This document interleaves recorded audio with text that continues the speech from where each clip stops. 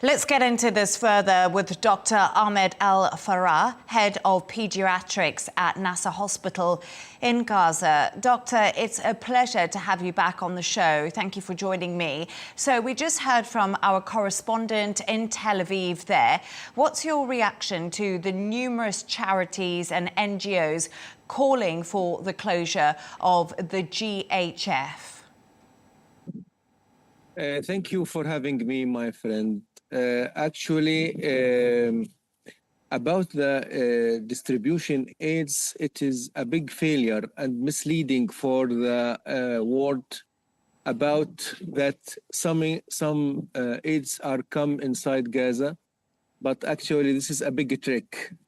These aids are centers of trapping the Palestinian people, the young male and adolescent boys. They are going every morning there because they are hungry, and unfortunately they come back as bodies. I saw a lot of them. I can't imagine that someone who's going there to feed his brothers and his mother or his father and come back killed after targeted in his eye or in his mouth by a good sniper who's dealing with them. This is the first. Second, this is unhumanitarian and immoral method to distribute food. I'm as a doctor, I will not send my boy to go there. I will not go there because it is unhuman being to be dealt with that distribution way, because this is make the Palestinian people, sorry to talk about that, like animals. It is against moral, against humanity, against everything. And what you said there is very difficult for us to hear. And of course, you are in Gaza, and many people are saying that people will either starve or risk dying when they go to these food aid sites. And can you just tell us, personally for you and for the people of Gaza, where are you getting food from? How are you keeping yourselves, hydrated with good nutrition? Is that actually possible? My friend, this is harmful for us to express our feeling that starvation was used and thirsty was used as a weapon against the Palestinian people. And this happening in this modern and this in this century. My friend, I'm as a doctor, I'm taking my food. I still suffering from a lot of thirsty, a lot of hungry. We are suffering a lot about everything, about food, about milk, about what we need as a family. It's unbelievable. To use this as a target against the Palestinian people. My friend, what is the Israeli government is doing is misleading for the world, misleading for the international community that it is come inside. And what come inside is a very little amount and doesn't answer the little or the minimum point of the critical demand for the Palestinian people. We are talking about closing the borders since nearly 4 months ago. You can imagine, my friend, that 2 million people are under complete obstruction and complete siege, either for everything. And when you start to get something inside Gaza, you just put by this way, and you select what you can get inside and not what they are demand.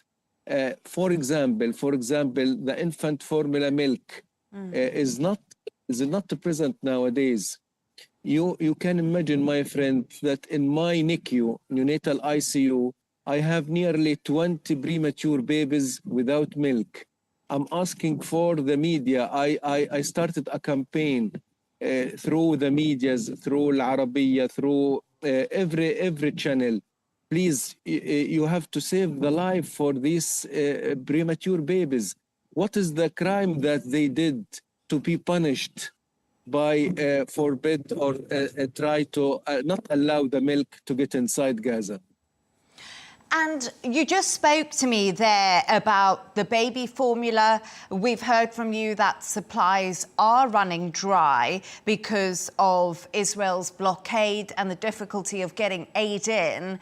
Are you seeing a lot of malnutrition in older children who are also visiting the hospital? And do you have any medical supplies left to actually treat those who need it?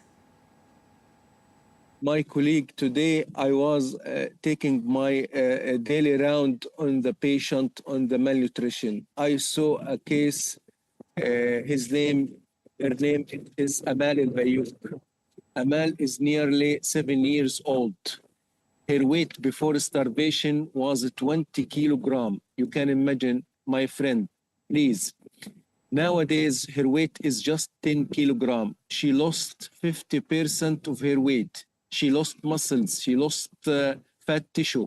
She just have the bone covered by skin. She's in very serious and critical general condition. One of the extreme examples for malnutrition. I looked for the eyes for this girl. She was depressed. She was isolated. She can't talk. She can't talk or walk. You know, my colleague, I want to tell you something. I studied medicine since 25 years ago. When we studied about marasmus and the kwashiorkor and hypovitaminosis, we thought that it is theoretical disease. We will not see it in the modern world. We will not see these diseases in the new century.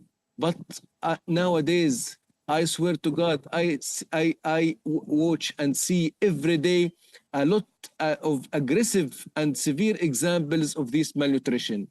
About the medical supplies, my colleague, we have a lot of lack of medical supplies. The gauze, you know, the very simple gauze that we are using for wounds, for care post-operation, intra-operation, after operation, Nasser Medical Complex have no piece of gauze. You can imagine we have meningitis today in our hospital. We have 40 cases of meningitis. We don't have the method or the analysis to know it is viral or bacterial. We don't have vancomycin and acyclovir, which they are essential drugs for treatment of that. We don't have places in the hospital. We put the patient on the ground, on a mattress on the ground because of fully occupied patient. We have malnutrition.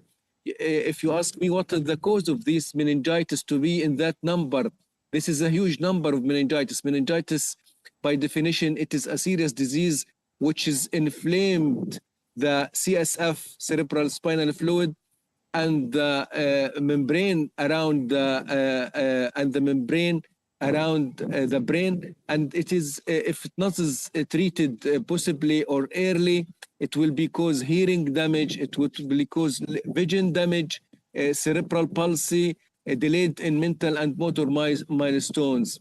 It is unbelievable to be in this situation in this time. Doctor, you describe such harrowing scenes, but I just want to ask you one further question. Netanyahu and Donald Trump are due to actually meet on Monday. There are suggestions a possible ceasefire deal could happen. If you could send a message to both of these leaders, what would you say to them right now? My friend, my message is for President Donald Trump, please. Please stand with the humanity and morality and side with the right of the Palestinian people to live, to learn, to travel. We are not ink on paper. We are created by God, and we have the right to live, to learn, to receive medical health, to travel outside, to move as the people all over the world. This is our right. You have my president, Donald Trump. You have to catch the point for make a ceasefire and stop that war, because I'm afraid that we'll reach the point for begging for that, because I'm afraid that we will reach a critical point about something happening for these innocent people, that the history and the international law will judge everyone against what's happening in Gaza nowadays. Dr. Ahmed Al Farra, head of Paediatrics at Nasser Hospital in Gaza, I wish you all the luck and your family. Thank you for speaking to us once again. We appreciate your time. Thank you, my friend. I appreciate it.